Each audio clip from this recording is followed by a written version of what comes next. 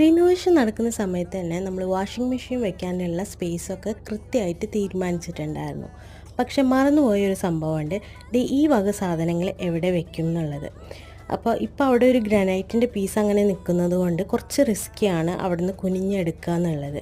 അപ്പോൾ എന്ത് ചെയ്യുന്നു ഇങ്ങനെ ആലോചിച്ചിരുന്നപ്പോഴാണ് ആമസോണിൽ ഞാൻ ഈ ഒരു പ്രോഡക്റ്റ് കണ്ടത്. അങ്ങനെ അത് പർച്ചേസ് ചെയ്തു. നമ്മുടെ ഡെലിവറിയും കിട്ടിയിട്ടുണ്ട്. ഇപ്പോൾ ഇത് അൺബോക്സ് ചെയ്യാണ്.